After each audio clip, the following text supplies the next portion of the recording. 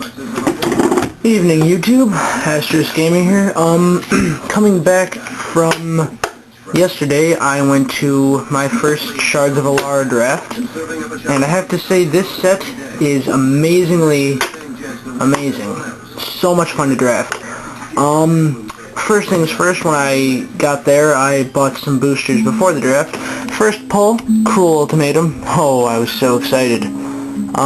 Cruel Ultimatum is a game changer, to say the least. It just does a whole lot of stuff. I opened another pack, and I got some Angel from Theme Deck, which I traded away for God knows what. Anyway, so I got a good lot of cards, and I ended up drafting Jund, which is the black, red, green, and that is a hell of a lot of fun. Some cards that I was using. Well, here's my favorite that I drafted.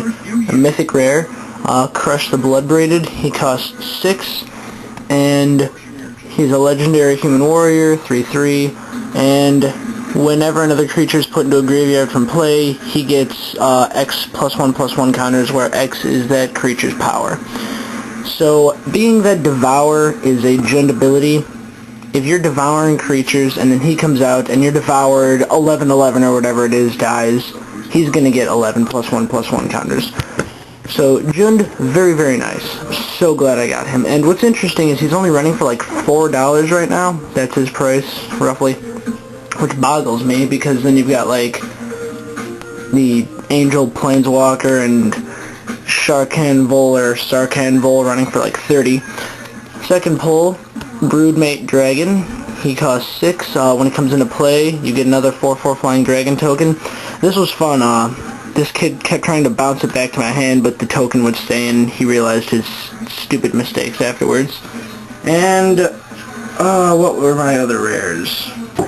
We have Necrogenesis. It's an enchantment. Tap 2, remove a creature card in the graveyard from a game, and put a 1/1 Saproling creature token into play. Tokens are going to be your best friend if you're playing Devour, because you need tokens to, well, sack, because you don't want to sack your good cards for Devour. We also have Deathbreeder. Whenever another creature is put to a graveyard from play, you may gain a life. Also goes well with Devour. Oh, this is probably my favorite card in the set so far. Blood Cultist. It's tapped to make it deal 1 damage to a creature, and whenever a creature dealt damage by Blood Cultist is put into a graveyard, it gets a 1/1 counter. Evil, evil card. Seriously. I got Violent Ultimatum and Cruel, so yay for both of them. This is just destroy 3 target permanents. It's not as good as Cruel, but it's still pretty damn nice. We got Minion Reflector, which is whenever a non-token creature, comes into play under your control, you may pay 2. If you do, put a token into play that's a copy of that creature. That token has haste, and at the end of the turn, sacrifice it. So, copying, let's say, Broodmate Dragon, that'd be nice, because if it's a copy of the abilities too, I think, then you get more tokens. Ooze Garden.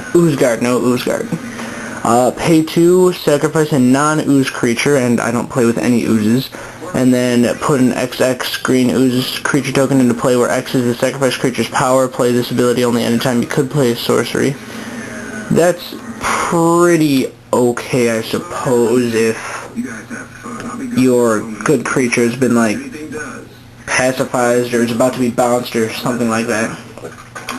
I got this Spearbreaker Behemoth I traded.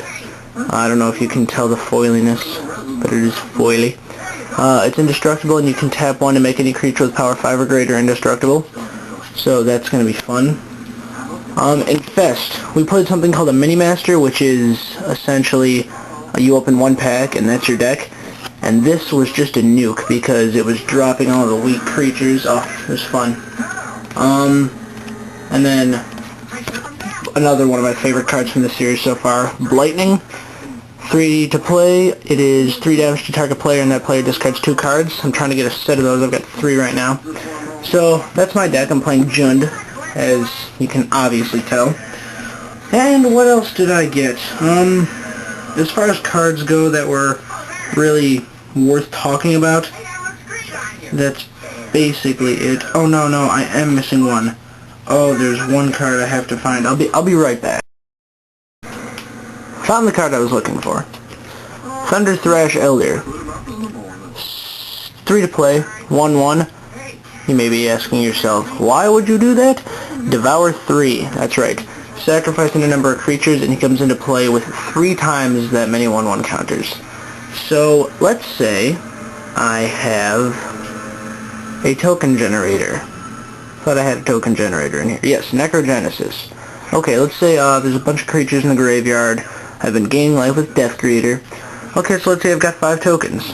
I'm going to play Thunder Thrash Elder, sack all 5 of them. He's going to be a 16/16. And then, Crest the Bloodbraided is going to get 5 1/1 counters. It'll make him an 8/8. I'll gain 5 life, you know. The whole deck just works really well together. So I'm going to try to get more cards of the Jund set. I really want to get Hellkite Overlord.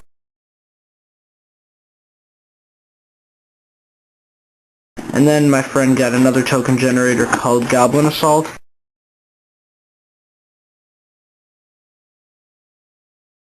Which I can't help but be reminded of Bitter Blossom. It's not as good as Bitter Blossom, but it did knock me out of the tournament. So yeah, overall, here's the rest of my deck, just looking through it. Lightning Talons, that's another fun one. +3/+1 haste, another lightning, resounding thunder. Look at this, there's resounding for every color, and there's a cycling cost of very expensive, but if you cycle it, the effect is basically doubled. Normally it would deal 3 damage, with with cycling it deals 6 damage. We have another Spearbreaker Behemoth. We have the lands of the different shards. Yeah, it's just a really fun set to play.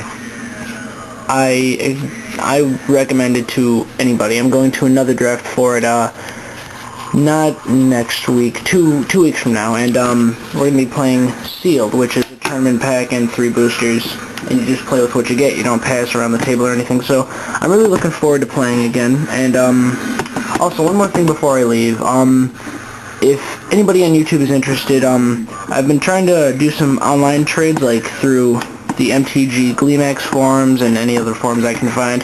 What I'm thinking is, maybe on YouTube we could start like an online Magic trading thing.